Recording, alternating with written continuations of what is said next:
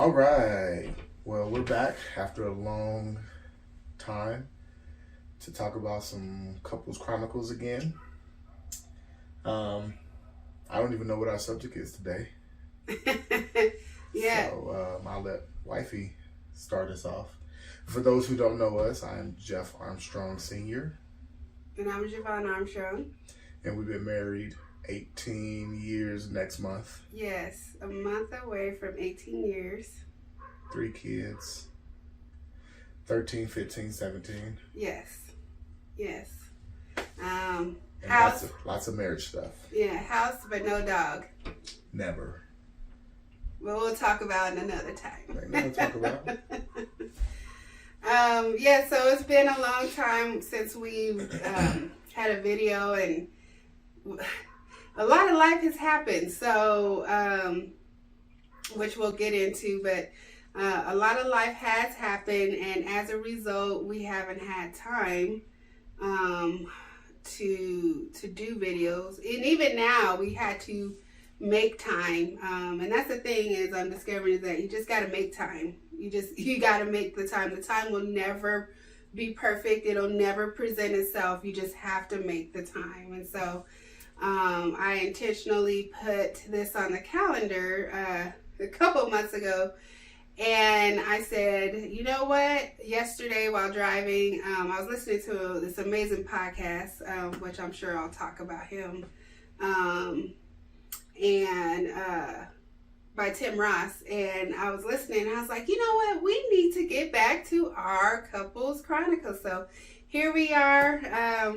So hubby doesn't even know. Even though I've been saying that for months. He's been saying it for months, but again, Thank you, Tim Ross. You just have to make the time. And not that he said do it, but just hearing how he.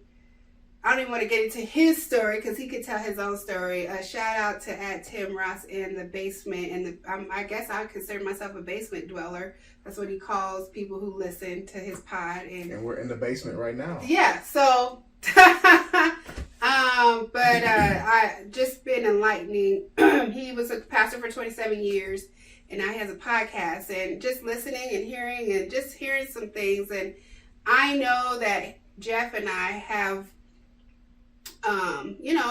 This bigger purpose. People always ask, like, 17 years, how did y'all do that? And so we want to share that marriage does work. You got to definitely work at it. But people are still married for a long time in our generation. So we're seeing that less and less, meaning a lot of people, getting married. And then there's this shying away from being married, and people who are married, a lot of times we don't share, we keep things private. But in talking to some of my Davuli folks, shout out to the Davuli cohort 2021, a lot of the a lot of the people that are in the cohort are single, and they were talking about how they listen to other married podcasts and they watch other married shows. I can't even think of them right now, but and that's my memory. But with that,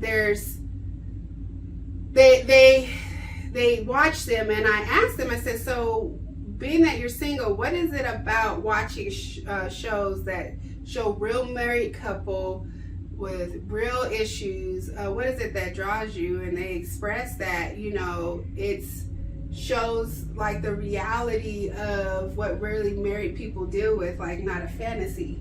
And it's helpful for them in their singlehood, even as they're waiting on their mate or, enjoying their singleness, to know, why you wait in the perfect time and really the right person for you, and how you dissolve conflict by examples. And so we're examples. I didn't sign up to be an example, but and so because of that, we want to share. We want to share and get back to sharing our real issues that we overcome and deal with. And not that we've arrived, we're not perfect, we're still working through. This is a work in progress. So, but the thing is progressing. So today, my husband isn't, well, I mentioned it to him before, but today I really wanted to talk about caregiving. I told him, some months ago when we talked about doing the podcast or doing the video. Eventually we'll have a podcast. Doing the video that I really want to share about caregiving. And those of you that don't know, it has been quite the year. A year ago, 2 days ago, April 20th of 2022, my mom passed away of brain cancer. She also had breast cancer, but the brain cancer is what got aggressive. And before she passed, they call that transition. During the transition period, I took care of her. We got her here at my house, and I did caregiving for her. But it wasn't just me. It was also Jeff and the kids. Primarily me, but Jeff also helped with that. And I think if there was ever a time in our marriage when I really was like, sure, like there's been many moments where I was like, oh yeah, that's my husband. But if there was a moment where I was like, people talk about that's my person nowadays. That's my person. You're my person. No, your husband. But like knowing, not that I've not ever known, but this was a reminder, like ding, ding, ding, ever. I'm sure there's been many moments over the years, but this particular moment of him joining me in caregiving for my mom really, really, really showed me, like this is us for life. Because caregiving, those of you, shout out to the caregivers, prayers, definitely. I understand caregiving is not an easy task, especially when you're thrown into it quickly. Like I had to literally do the on-the-job training, to the utmost of feeding her, changing her, cleaning her, all of those things, because she stopped being mobile and she was bedbound. And so I don't say I had to take care of her. I got to take care of my mom, which was an honor, and I'd do it all over again because this woman who sacrificed so much for me, I got to care for her, especially during the moments of transition. And so there were many times I had to wake up early in the morning, and Jeff had to help me kind of turn her over, because my mom, she was a very hefty woman. I don't like to say hefty. What would I say? Full-figured. We're full-figured women, and it was hard, to do some of the work that they told me. And so he helped me, hold her while I would change her, stuff like that, because she also had a fear of falling, and that's a whole nother long story. But I said all that to say that it was many challenges. I think the biggest challenge for me was seeing the transition of my mom, who worked tirelessly 2 jobs, be in this position where she couldn't take care of herself. And I think that was hard for her too. But also, she would tell me every day, thank you. She was just like so grateful. And I was like, Mom, like it's a no-brainer, of course, And the beautiful thing is, Jeff and I talked about this before we got married. We said if there was ever a situation where, we have to, take care of our parents, our decision was not to put them nowhere, no home, none of that. We're like, we're taking care of them, so so when it came time, it just was like, okay, we already discussed it. Let's do it. And that's an important too thing, is to have those discussions. I don't even know how we wound up in a discussion. I don't know. It probably would have been like we was watching something on TV. Yeah. And it was like, oh no, we wouldn't do that, or something. Or you know what? I think it was when we were talking about back home, how my family, how you know, all of my family members was at the house, at least the location where I grew up. They all kind of transitioned with my aunt. Yeah. My aunt, little baby, she took care of all of them. I saw everybody. My great grandpa, my cousins, uncles, like everybody. Everybody. So there was no nursing homes. Yeah. It wasn't in our DNA, I guess. Yeah. And so that, you know, and that came up. So there was no question. Now, I thought, obviously, that it would be many, many years down the line.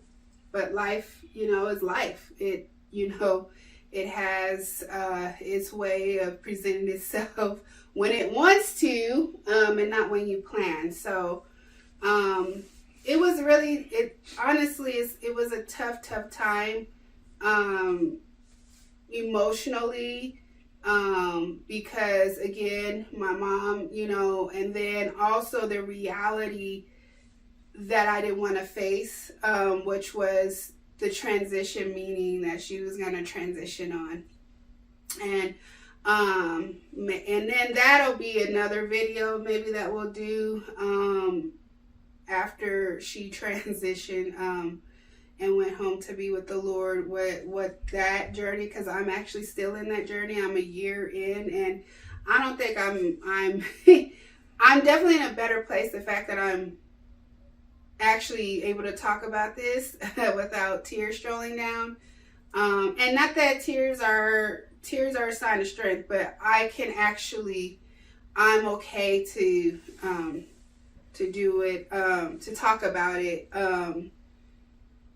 Still emotional for me. I would like to talk about that season, but I think that will probably be a couple months down the line. We'll see how that goes. But the main thing that I thought about with the caregiving that my husband doesn't know, I was watching a video. It actually happened to be today. I was scrolling on Instagram, which I try to stay off, but that's another story. Scrolling through Instagram, and because I posted prom pictures for my daughter. Our daughter went to prom last night, this morning, however you want to look at it. Yeah, this morning. Jesus. They had prom and then after prom, so, you know, we're a little bit, well, mainly husband, because I will tell you, honey, after you dropped her off, I took my medicine, because I had back spasm this week, so that's another story. So I took medicine and I was out, and I thought I was going to help you at 2 o'clock in the morning. I literally stood up, my eyes shut. I was like, I got to figure out where my phone, my shoe. Oh, never mind. I shouldn't be driving with. But I was going to try to help you. But anyway, I digress. The point is, I was watching the videos, and this video, and I was trying to find the gentleman's name. If I find it, we're going to have to like tag or something. But it's a gentleman who, I'm going to get emotional talking about this because it just happened. It's a guy who, he's a motivational speaker, but he has his Instagram where he shows that he's caregiving for his wife. His wife had, I believe, a brain aneurysm that turned into like multiple strokes. And he's in the car driving. Here I go. He's in the car driving. And he says, you know how you have the words, and he says, my wife asked me if I still want her. And she's clearly, you know, I could see in the background, like I scrolled through and saw the changes. So she's definitely, you know, changed physically. She's not mobile. She can't really talk. He can understand her, but she's not, you can't really understand. But she asked, he said, my wife just said if I still want her. And he said, yes, I've been married for 22 years to you, and I still want you like the first day I met you. Like, he's talking to her, and like, And then that prompted me to go like look at his page and see like his journey, and he takes care of her, and he like loves on her like nothing has ever changed.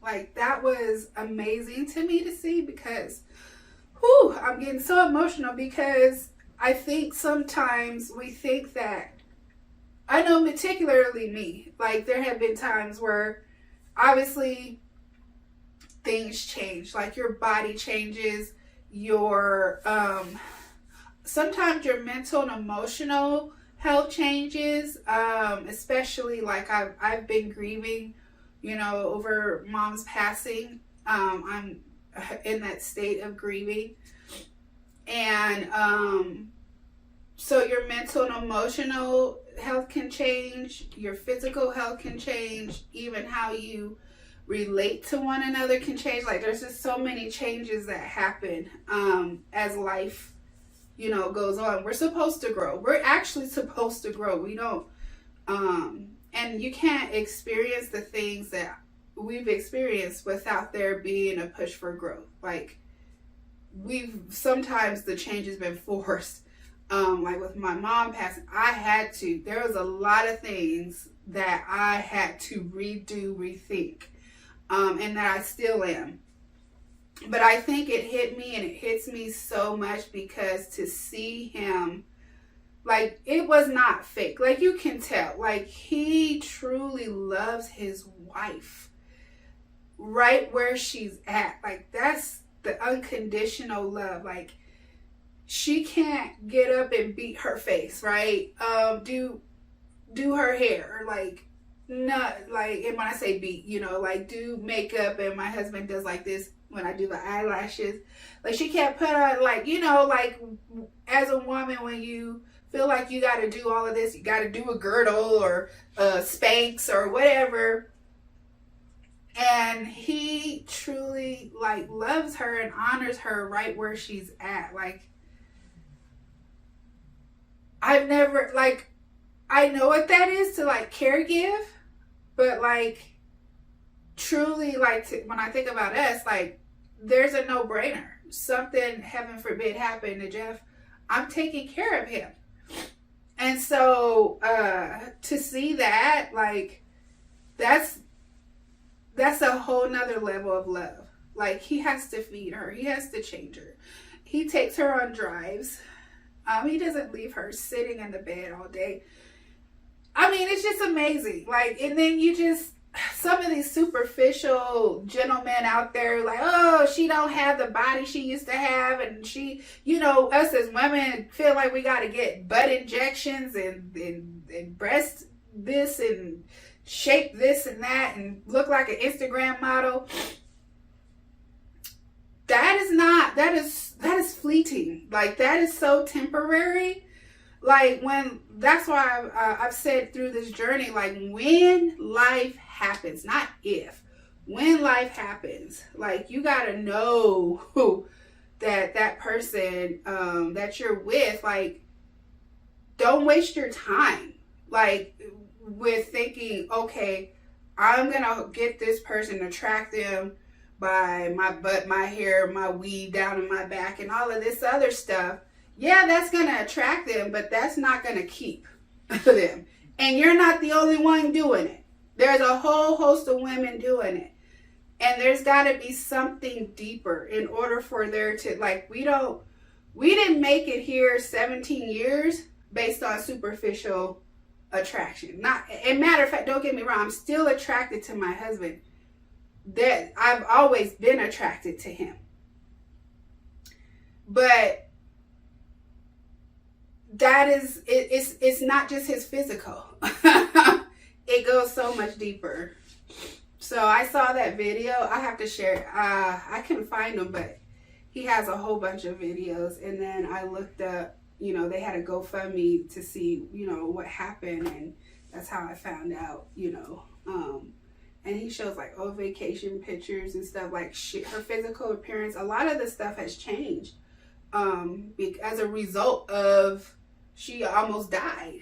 So you could tell he's grateful to have her here. So Yeah, your thoughts on that, gentleman. Gentleman? Just one guy. No, that gentleman. That guy. Oh, yeah. I mean, you already know that's me.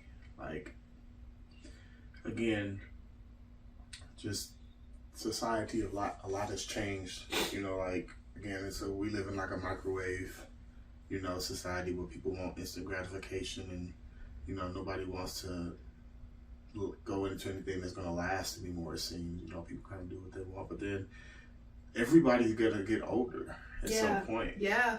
And you're going to get into your 30s and 40s, and you've done all the surgeries and all this stuff, and now you look like, I don't know, like a clown or whatever. I mean, because those surgeries, you still age. But those things don't age. Right. So therefore, you're all disproportioned. Yeah. Probably, maybe have a kid. I don't know if you have any kids or not, but you more likely don't have a husband, not somebody that's going to stick by your side. Yeah. When something does happen to you and take care of you, and then what? You know? Yeah. Well, some of them do, you know, they have spouses, but it's sad that, like, to your point, like, father time, they say undefeated, right? Yes. The Bible's very clear. Like, we get old. We get old. I wake up hurting every day. Yeah, we get old. Here's the thing. 2 things that's for sure in life. You're gonna get old, and there's a time for you to die. That's you can do whatever you want to do. 5,000 sit-ups a day, 2,000 plastic surgeries. Things continue to, like, there are principles that God put our bodies in place, and that's going to happen. Okay? At some point. 80 and 90-year-olds walking around with lip and butt injections. Come on. The BBLs and all of that. With all of that toxins and stuff in the body, they probably don't, a lot of people probably won't make it to those ages. And that's what's sad, because, like, a few of the people, and I don't know how we got on this, but a few of the celebrities we've seen, they're removing that stuff. Yeah. They're getting it out of their body because they're seeing their physical, like, it's a foreign entity you're introducing to your body. Your body has the cells that make system. Yeah. It has a system to fight those things that don't belong. So it's made to find foreign objects. We got on the subject because we're talking about the lady's appearance has changed, and that's not what kept him. Wasn't her appearance. Right. Our appearances isn't what has kept us either. You know. Yeah. You know, like, of course, we don't look the same the way we look when we got married at 26 and 25. You know, but we didn't get married, like you said, again, for each other's looks. I mean, we are attracted to each other. Yeah. We still are. Mm-hmm. But I think we grow in attraction. You know, we grow with experience. Like, I think it is beautiful that my wife has carried 3 children and gave birth to 3 children. Big kids, too. Kids is big. You know what I'm saying? So, you know, and her gaining weight from having kids, okay. That's life. I'm not going to leave my wife because she gained some weight. I mean, I gained weight too. I'm not 180 pounds that I used to be, you know, or whatever, you know. I got wrinkles and I got stuff going on too. We all get older. We laugh about our gray hairs that spring up. Although, only got a few. Mine has been springing up a lot more. After Mom passed, oh my goodness, I had a whole patch. I have a whole patch. I was like, go. Then I started losing my hair. A lot. That's what I'm saying. Life happens. And honestly, I will not regret any of the gray hairs that I got through that process, or that I've gotten, or the hair that I've lost through the process, because I'm on the other side of the process. Meaning, yes, it's still a journey, but the amount of heartache that transition of her leaving brought me, you know, or going home. I don't like to say leaving, going home. It brought me. And anyone that knew me and my mom, we were very close, you know, very, very, very, very close. Growing up, I slept in the same bed as my mom, probably until my 20s.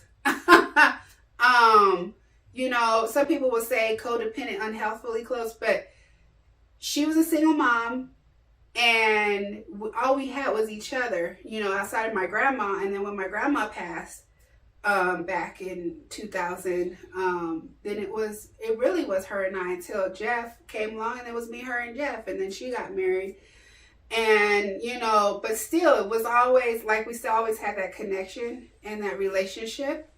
And now I'm truly learning a new life, even though, we had husbands get involved, but we still always had each other. So it's interesting to now move forward. You never move on, move forward in this new life. It's a new life.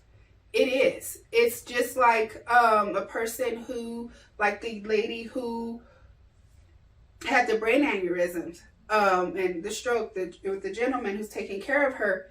That's a new life. He shows pictures, throwbacks of their, things they used to do, go to Vegas and all of these things. And I think she was into, I want to say she had something where she did hair or fashion or something. Whatever she used to do, right, she can't do anymore. So that's a new life. Yes, you grieve that. Yeah, you also grieve what was, but also what was can't dictate what is. Like, you have to walk in the reality of what is. And that's a new process for me. I had to learn that through grief support. Like, really, truly, that's what really has helped me. I actually have a whole lot of people that I'm helping me right now, that's supporting me. But one of the things I learned from, I would say, the grief support, shout out to Grief Share, recommended, shameless, I wouldn't say plug, but they're not sponsoring the video, but I will just say I definitely recommend anyone who's gone through a tremendous loss, especially a loss of someone that was devastating, like really, really close, go through that. They give you tools and things, but the thing that I learned is this new life. People say new normal. I think I got burnt out on that with the whole pandemic. Oh, this is a new normal.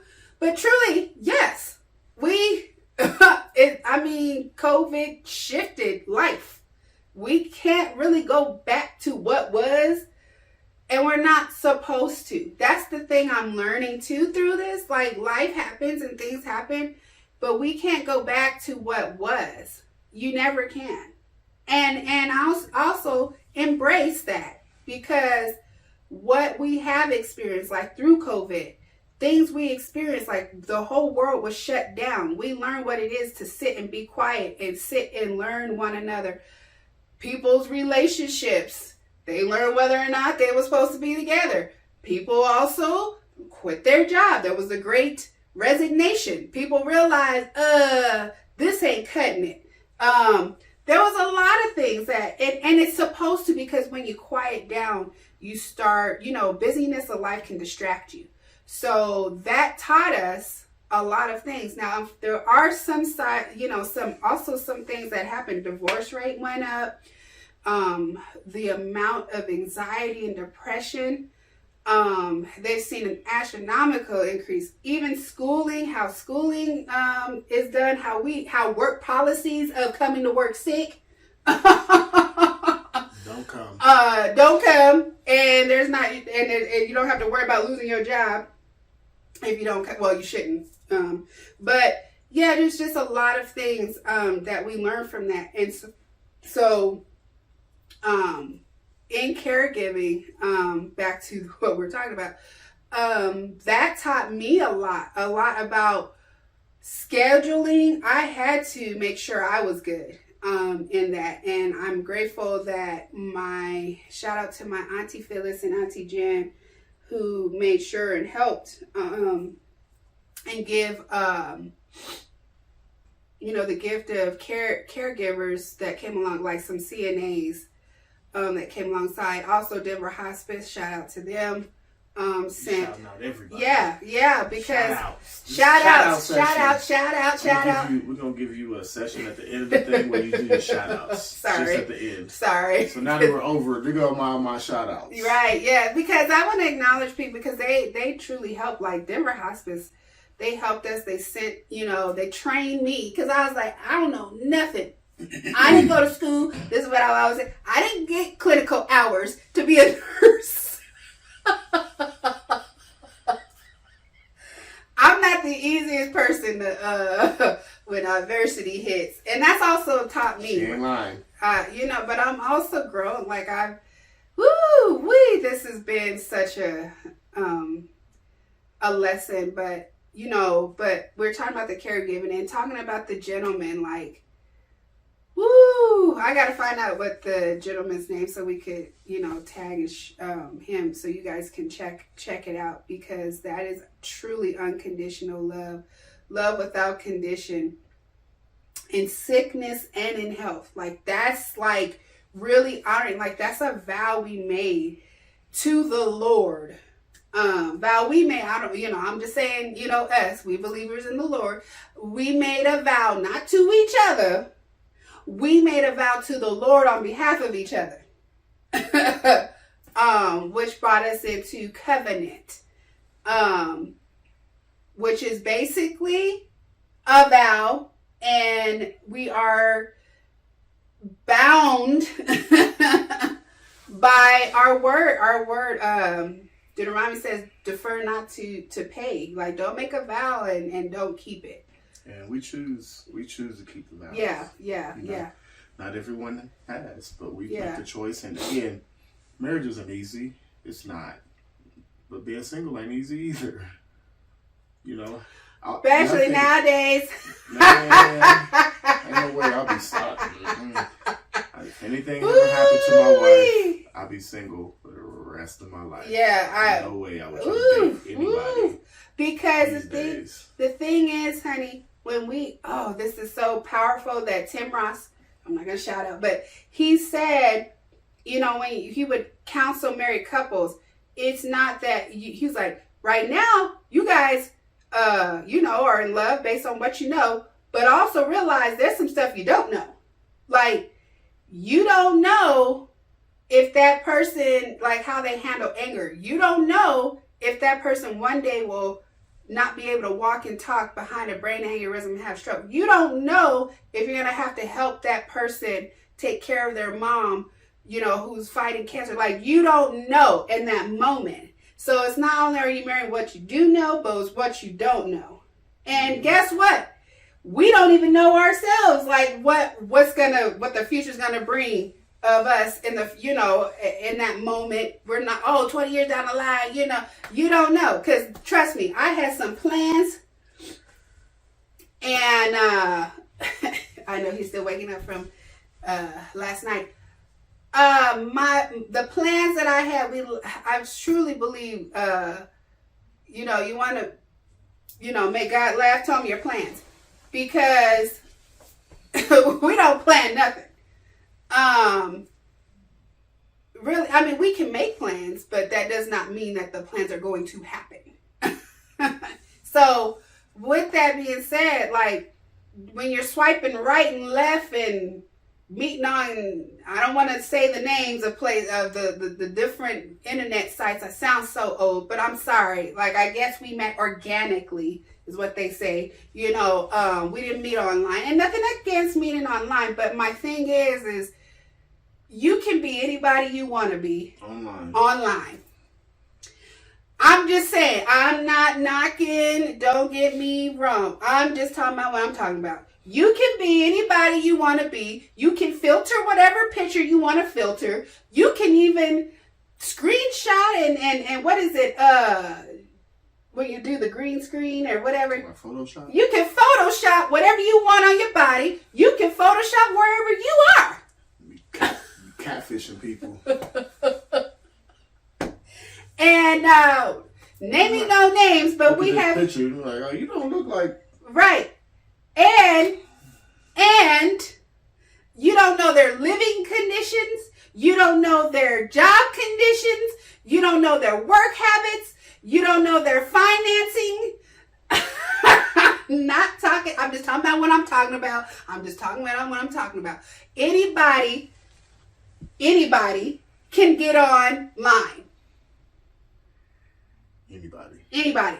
And I've learned that, most recently, because obviously we're not online swiping right and left, but, talking with some of my friends that, are single or divorced, and they're talking about, they've even talked about dates that they've gone out on, and even how they date, honey. It's a whole different situation. I'm good. I don't even know nothing about it. I ain't dating again. I'll date you. We got date night tonight. That's what I'm trying to tell you. But honey, I'm good. Some creature features, as Elder Brenda. I'm not gonna say shout out, but I'm gonna say shout out to Elder Brenda. But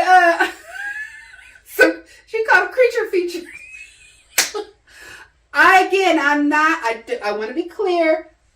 I know that people have had some success in meeting online, and heck, you connected to some good brothers on your Black Man Run online. You know what I'm saying? So not the same thing. I know, but still, and I've heard other sites like, don't mention no sites. I'm not gonna say no sites, but like what I was gonna say is like, there's some sites out there that I hear are very, very successful in getting getting someone to match with them and such. Okay, well, we're good. We don't gotta worry about that. We've been married 18 years next month.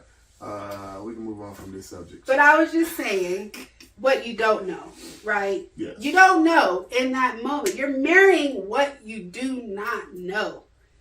But also, I think you use in marrying what you don't know is I didn't marry for what I didn't know, but for who I knew. And I knew, and actually, truth be told, my mom knew. She kept saying for a long time, I don't know why you don't like Jeff. Jeff, he's going to take care. He takes care of business. And she kept saying it, and she kept saying it. And it was annoying. At one point, I was just, Mom, give it a rest. I'm not dating anybody. I'm not interested in anybody. We're done. Please don't bring it up. And I think, though, it kind of put like a, what do you say? I don't know, a bug in my ear type thing. Because I did start to quote unquote notice. He does have his own car. He does live in a home. And I have a friend.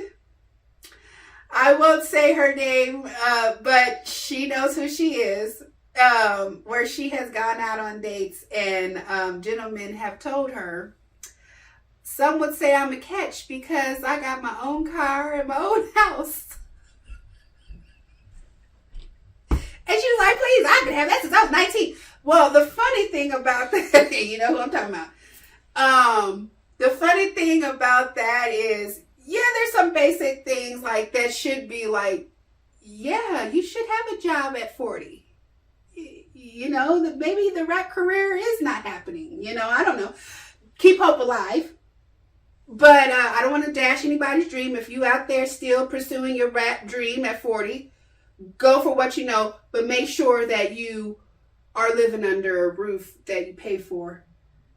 That's another story. I was going to say something else. That's another thing. When you've been married so long, you be knowing, my husband be knowing.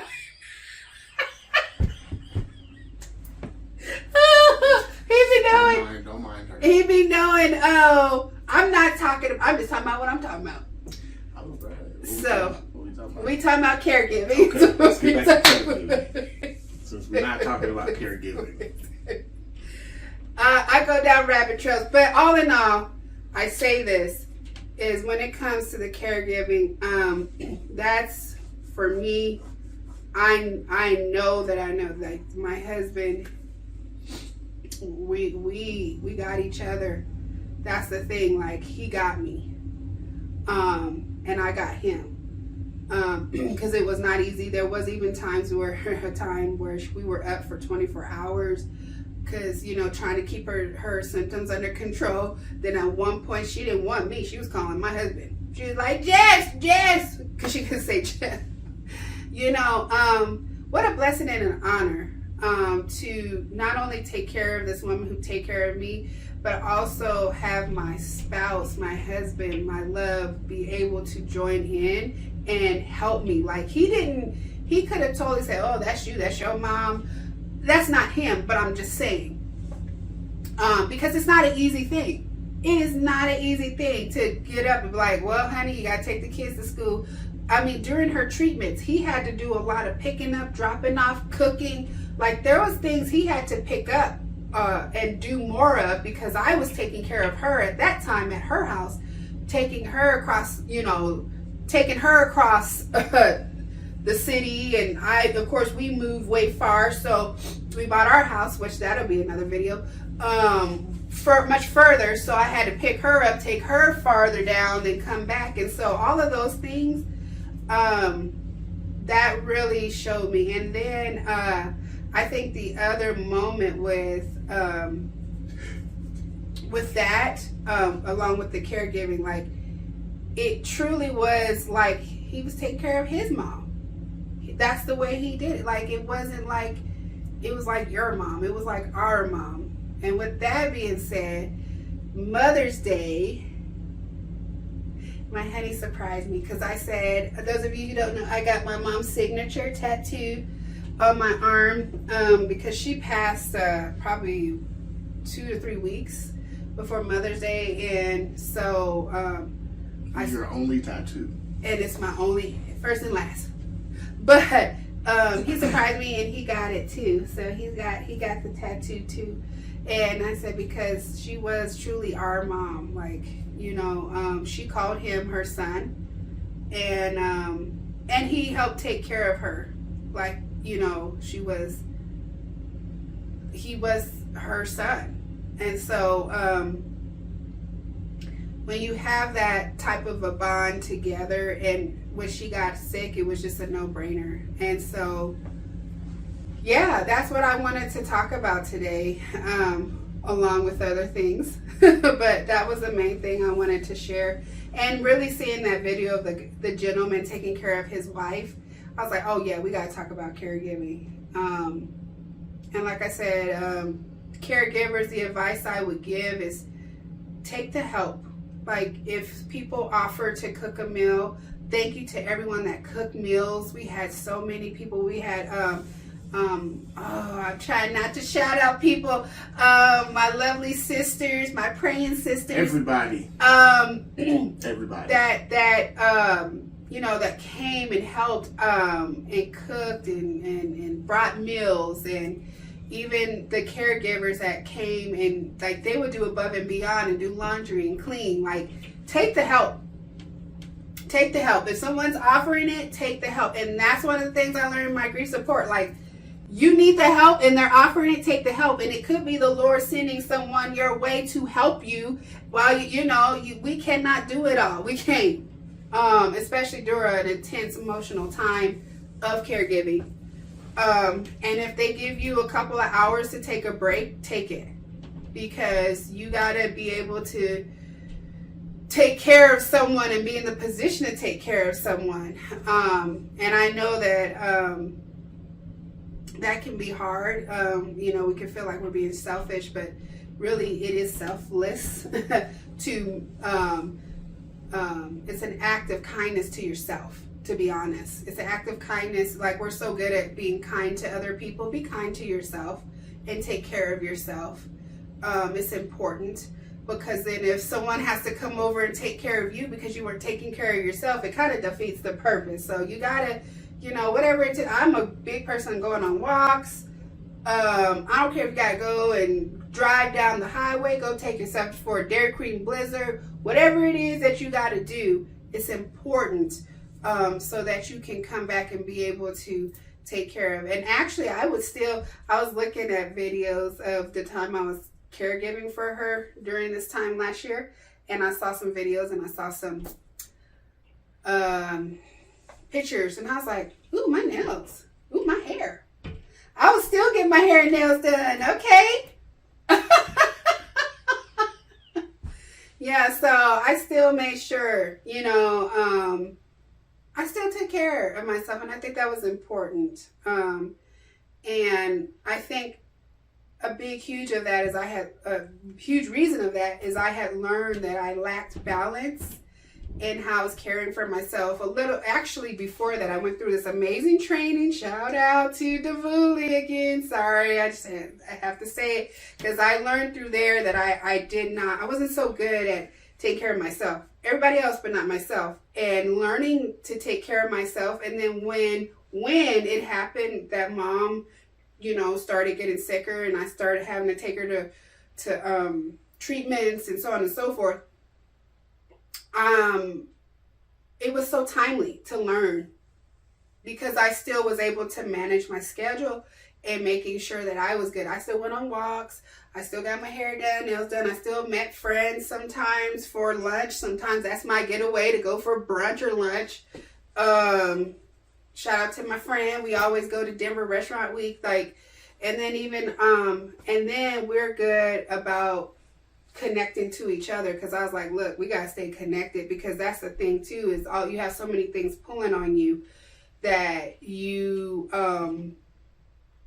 can miss, things that are most important to you.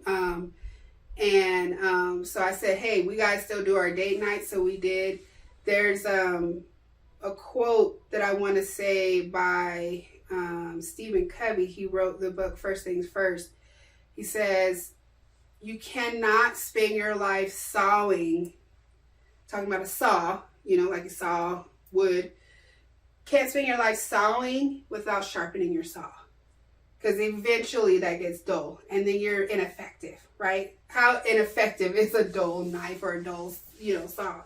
So you got to sharpen it, and how you sharpen it is you take intentional time for your mental health, your emotional health, your spiritual health.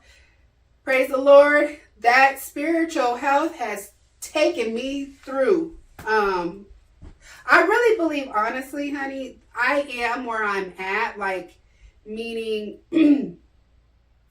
okay is good. People ask me how I'm doing, I say okay, because there was a time where I was not okay in all of this.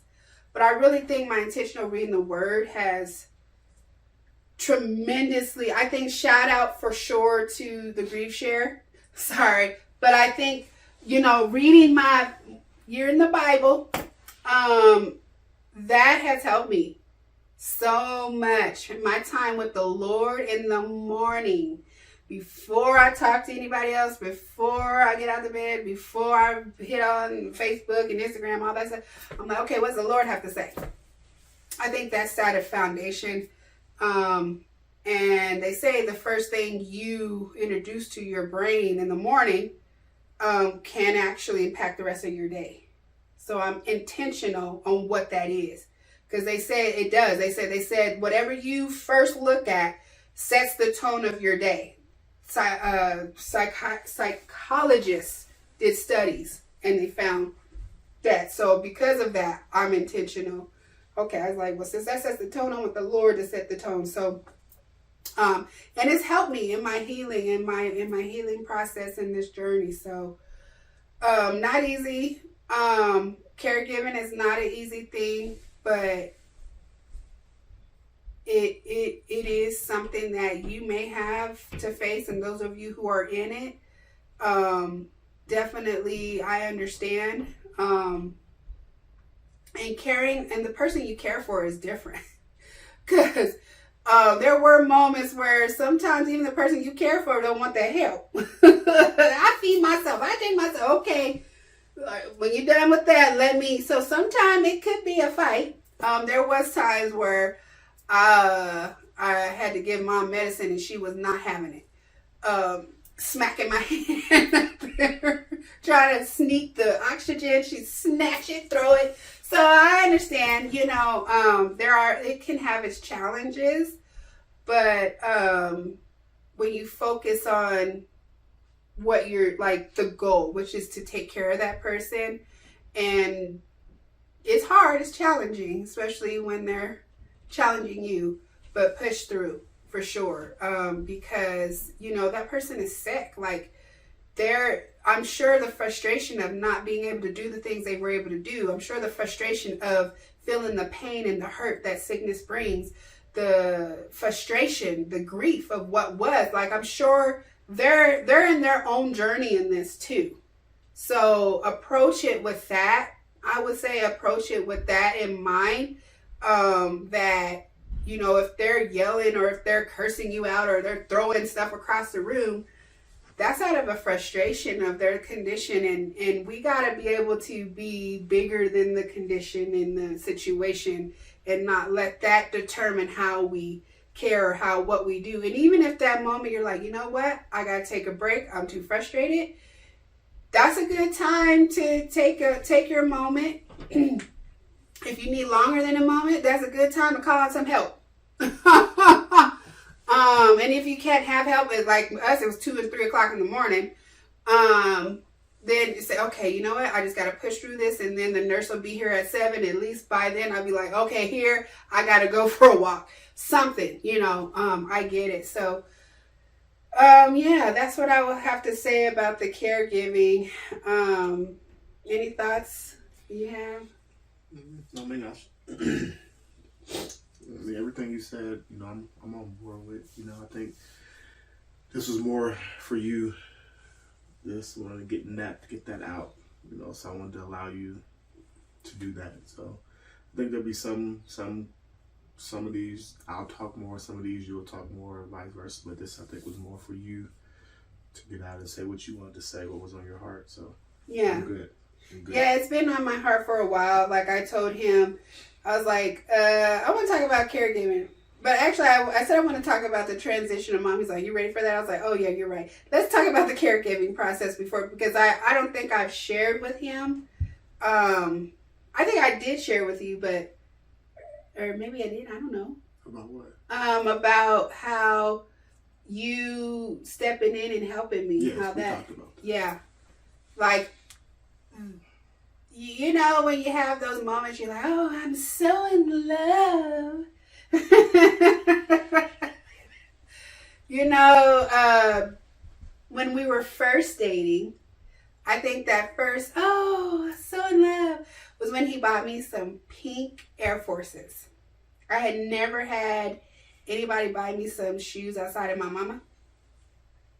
And so he bought me those shoes. Now, don't get me wrong, I bought my own shoes, but mom she spoiled me. So him, like, one of my, well, as always has been, my love language of gifts. Yeah, that's saying to me. And I was like, oh, I'm so in love with these shoes. Because he gave them to me. You know, it wasn't the shoes, it was him. And so, and actually, I hated that I had to give up those shoes. I got them dirty and I was so upset about that. But I still have, that's why I still have my Derek Jeters. Because that was the second pair he bought me. And I said, I will not do them how I did them pink Air Forces. And so they are still upstairs in the box. 20 years, honey. I had them shoes for 20 years. And they still look like they did 20 years ago. So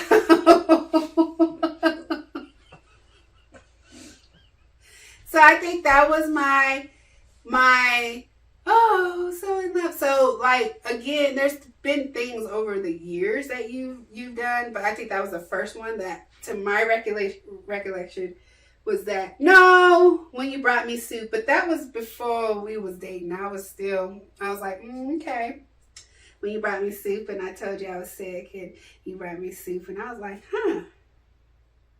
starting to notice him a little more. So then that was that. But we're not going down that story now. No, we're not.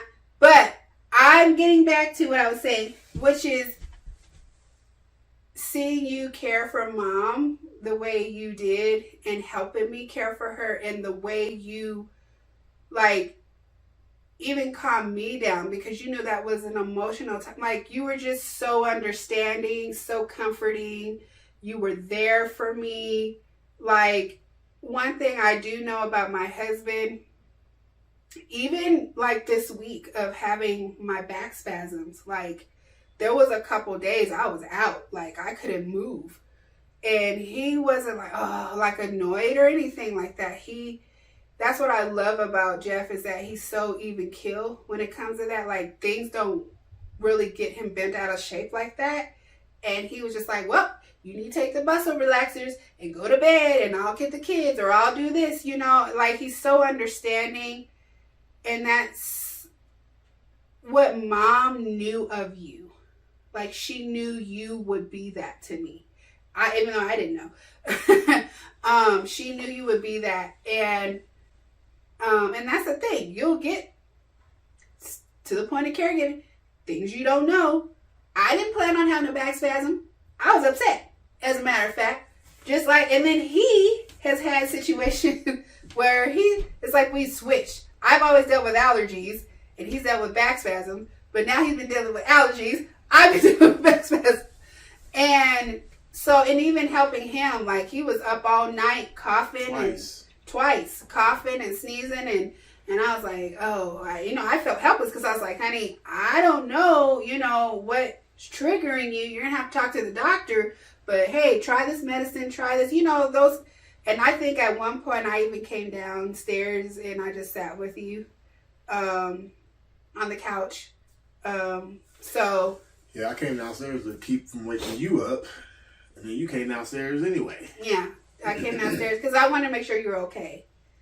That was my main thing. Like, yeah, that, like, that was a bad night. I could not stop coughing. Yeah, yeah, but wanting to make sure that that they're okay. But honey, there's people who they're annoyed. They're, like a better word, pissed. That their sleep is disrupted, and now I gotta go, and now I gotta blah, blah, blah. And I appreciate you for not ever making me feel like, I don't know, like it's my fault that I'm sick, or it's my fault. Like, I appreciate you always stepping in and being like, hey, what can we do? You're not going to be able to roll like you was before and be able to go run and do this and that, which I believe was my lesson this week, was to, here's a seat and have several of them. But there's been times, even with COVID, like, there's been so many times. So I guess we could title this in sickness and health, or caregiving, however you want to look at it. But there's been times where, I had to clean up throw up. I had to clean, like, that's just a reality. Same thing with the kids. God knows. I was telling the kids the other day, speaking of caregiving, that's also taking care of kids. And we've had to be a team in that at times, especially when they was babies and you had to feed them through the night. Okay, he helped with the schedule. So if I had to feed them, most of them were, all of them were bottle fed, but the youngest, Willow, she was more breastfed longer than the other two. And so obviously I'm feeding, I'm tired, but he always made sure that I didn't roll over on him, or, he was always really, really good. We tag team that. Like, that's the thing. Like, this is a partnership. So I think that prepared us with caring for Mom. Like, we got pregnant a month after the wedding. I was on bed rest. He had to take care of, honey. This whole marriage, honestly, has been a lot of caregiving, to be honest, if you think about it. Because I've had surgeries. You've had surgery, but honey, I've lost count. I know the last I checked, I just recently had a surgery a month ago. So I've had surgeries like at least over 10. I think we're in the double digits now. I had 3 sinus surgeries, 3 C-sections, plus tonsils removed, plus all of this has happened. I've had 1 surgery outside of my husband when I was 3 years old. All the other surgeries have happened since we've been married. And never have I once ever felt like I was putting a burden on you. If anything, I've felt actually happy and blessed that I have a husband who's so understanding, because this is a lot, especially the sinus surgeries. God, the worst one was the daggum tonsillectomy. And so it, and really in him having to pick up, and that's the thing, he had to pick up and do things. He was actually better at taking care of the kids, changing the diapers and all that stuff. We'll have our kids on one of these times. So that'll be interesting. But other than that, so this whole marriage has been honestly a lot of caregiving, a lot of stepping up and helping. So I think when it came time for Mom, it wasn't even something we had to rehearse. It was like, well, you do this, you do this, you do this. We know, tell me. And that's the thing too. I had to be better, and he helped me with this, at speaking up. If you need help, say something. If there's something you need, don't be like, well, he should already know. No, that's not the case all the time. Communication. Say, hey, honey, I need you to help with dinner tonight, because if you don't, then your communication is that you got it. If that's something you normally do and you're sick and you don't say nothing, well, he should have asked me. Well, guess what? He didn't. So then tell him. Because you never know. Like, life could be happening, things going on. And honestly, life happens and you don't think about it in that moment. Well, he should have been thinking about me in that moment. That's how you go down the wrong road. Just speak up. Say what you want. I have learned this. Trust me, I'm not, over the 17 going on 18 years, they're not mind readers. They're not mind readers. And just because something should be a certain way doesn't mean that's the way it is. And that's an unfair expectation. Need something, say something. Need something, say something. And I'm getting better. I am getting better because, Lord knows, I like to take care of. Because for me, I feel like as a caregiver, if I'm not taking care of it, then it seems like I'm not, meeting the mark. And we put these expectations on ourselves. Nobody puts these expectations on. Check our expectations. Check them. Because are we doing what we're doing as a perfectionism? Are we doing what we're doing to show that, that we're superwoman or whatever the case may be? Like, well, I got nobody to, no. We have help.